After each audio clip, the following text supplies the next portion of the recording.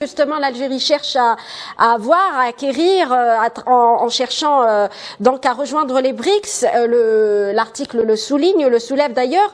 L'Algérie souhaite, en cherchant à rejoindre les BRICS, à définir plus facilement sa propre politique étrangère. Mostafa Mekidesh. Oui, tout à fait. Je pense que disons idéologiquement et j'allais dire donc de ce point de vue-là, les BRICS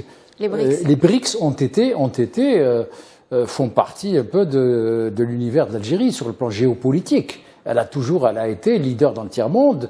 Je rappelle simplement le combat qu'a mené le président Houari Boumedienne pour un ordre économique et son fameux discours aux Nations Unies pour avoir un ordre économique nouveau basé sur une juste rémunération de l'exportation des matières premières, qui était le combat des pays à l'époque qu'on appelait non alignés. Et c'est dans cet esprit que le BRICS a été créé. C'est pour continuer ce combat pour le développement donc des économies émergentes qui aient une place. Et non plus laisser des continents entiers comme l'Afrique exporter leurs matières premières mal rémunérés la plupart des cas, et en laissant donc des pollutions derrière eux. C'est ça la réalité des choses. Et de ce point de vue-là, moi je disais que je n'étais pas d'accord avec la conclusion à laquelle est arrivé l'auteur de cet excellent article par ailleurs, c'est le fait qu'elle dise à quand ce boom diplomatique et politique va-t-il durer? Moi je lui dis donc il va durer. Pourquoi il va durer? Pour deux raisons. Trois raisons. Une première raison, c'est qu'il est assis sur le plan économique, sur des ressources exploitables et sur pour de très longues années. Donc qui permettent, si vous voulez, à la fois donc d'avoir les ressources qui sont basées sur l'exploitation et l'ouverture de l'investissement, y compris donc aux entreprises de son pays, des États-Unis d'Amérique, qui participent, si vous voulez, au développement des capacités d'exportation, de production et d'exportation de gaz naturel, conventionnel et non conventionnel. Je rappelle simplement que l'Algérie n'a jamais mis cet atout sur la table, de dire que nous avons 22 000 milliards, je dis bien 22 000 milliards de mètres cubes de gaz non conventionnel qui sont exploitables et qui peuvent permettre, si vous voulez, d'avoir de l'hydrogène vert, d'avoir de l'électricité qui est moins polluée que celle des autres sources d'énergie, et tout ça sur le très long terme. Ça, c'est le premier élément. Le deuxième élément, c'est le positionnement de l'Algérie en matière d'énergie renouvelable.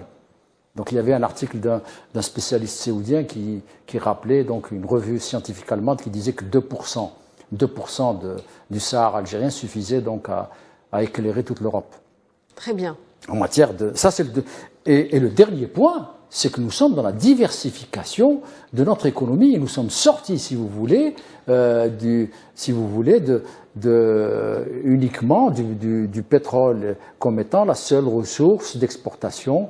Et nous avons donc une remontée significative ces dernières années des exportations hors hydrocarbures qui vont encore se développer avec donc la politique de substitution aux importations d'une part et au développement de nos exportations vers l'Afrique. Et tout ça fait que la date dont elle parle, jusqu'à quand, c'est que ça va encore... il n'y a pas de deadline au sens anglo-saxon du terme pour ce qui concerne ce boom qu'elle a constaté. Très bien. Je reviens toujours avec vous, Kamel Mensari, sur les BRICS. Si vous voulez, j'aimerais connaître les opportunités pour l'Algérie sur l'échiquier mondial après une adhésion aux BRICS. Avant de parler de BRICS, dans le papier de l'analyste américaine journaliste, elle a parlé de quelque chose qui est un petit peu significatif. C'est le fait que l'Algérie, certes, elle n'a pas adhéré aux BRICS, mais elle a adhéré à l'initiative de la route et la soie. Absolument. Donc ça, c'est très important. Donc, elle est membre depuis elle a signé depuis 2019. Donc, cette liaison ou bien cette alliance avec la Chine à travers la route de la ceinture et la soie, donc il y a une volonté réelle de l'Algérie de rester dans cette ambition de développement, parce que la Chine et l'Algérie ont renoué leur partenariat stratégique récemment. Il reste aussi avec celui de la Russie, durant la visite attendue de Monsieur le Président de la République de Tebboune en Russie. Donc, et là aussi pour renouveler justement le partenariat stratégique avec la Russie. S'agissant du BRICS, il y a certes un processus qui est exigé en matière il y a des conditions pour y adhérer. Pour le moment, ce n'est pas le cas pour l'Algérie. L'article le soulève. Oui, c'est pas encore le cas parce qu'il y a beaucoup de conditions qui doivent être réunies. On parle, même d'ailleurs le président Tebboune en a parlé, probablement d'ici 2030, ça sera une adhésion effective et réelle et définitive parce que il y a beaucoup de conditions économiques en matière d'échange, en matière de droit, de législation. Donc tous ces pays-là sont déjà, comme l'Afrique du Sud ou la Russie et l'Inde et le Brésil étaient déjà prêts. Forcément, bien évidemment, donc l'adhésion, elle n'est pas faite sur le plan économique, mais c'est pour affirmer une position diplomatique. Oui. C'est ce qui est souligné. Ce que dit l'article, il dit que l'Algérie a trouvé la parade. Elle ne s'isole pas dans ses choix, mais elle s'engage avec des pays avec lesquels elle a des intérêts communs forts, comme la Russie et la Chine. On reproche certes, parce que l'article vise principalement la relation algéro-russe, lorsqu'elle a évoqué le contrat de 7 milliards de dollars conclu en 2021. Oui. Ça reste toujours, qui n'a pas été confirmé officiellement, on n'en sait rien. Toujours est-il pour justement un petit peu gêner l'Algérie dans cette démarche-là et lui dire ce rapprochement n'est pas souhaité par les États-Unis surtout et que, bien évidemment, puisque la foreign policy est très influente à Washington, c'est ce message-là qu'elle lance aux décideurs américains, notamment après, elle rappelle justement la lettre signée par les 27 sénateurs américains contre l'Algérie en matière de relations algéro-russes sur le domaine de l'armement. Donc l'Algérie, elle a trouvé, mais elle reconnaît que l'Algérie a trouvé la parade en s'engageant vers des pays émergents dont son économie ressemble au sien, et en plus de ça, sur le plan politique, elle a un passé, elle a une histoire, elle a des liens, donc elle ne peut pas refaire sa diplomatie en se basant avec des pays avec lesquels elle ne partage pas beaucoup de convictions, encore moins des intérêts. Certes, le monde est ouvert à toutes les nations, donc on a des intérêts avec tout le monde, sauf que lorsque l'intérêt économique se conjugue avec l'aspect politique, là le choix est fait. Donc l'Algérie est partie vers les BRICS. C'est une question de se prémunir et en plus de s'entourer de pays qui ont la même conviction et la même ambition de devenir des émergents et qui n'ont pas l'ambition aussi d'être hégémoniques, contrairement aux États-Unis qui a une politique hégémonique et justement de fait accompli qui a pris, comment dire, l'a pris de l'eau depuis certaines années.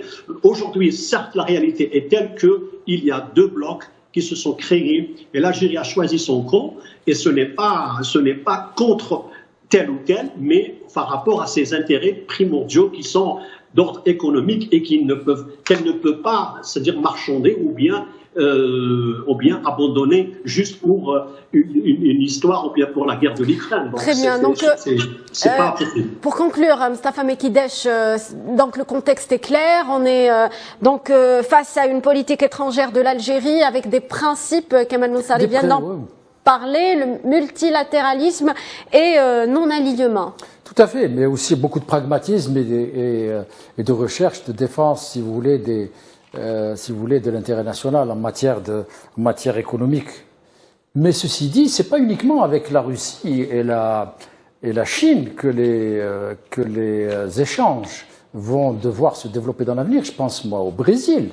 Oui, aussi. Il faut savoir que le Brésil a une compagnie pétrolière qui est l'une des meilleures au monde en matière de forage offshore, en matière d'hydrocarbures. Ce qui fait qu'il y a beaucoup de possibilités d'échange avec des histoires économiques entre le Brésil et l'Algérie qui datent depuis les industries industrialisantes de l'Algérie des années de Boumediene, où donc l'Amérique latine a développé donc des politiques, si vous voulez, de substitution aux importations et qui ont réussi à la longue, donc avec les dernières ouvertures. Et donc il y a beaucoup de proximité avec les autres pays. Ça c'est un premier point. Le deuxième point, c'est que donc on ne peut pas.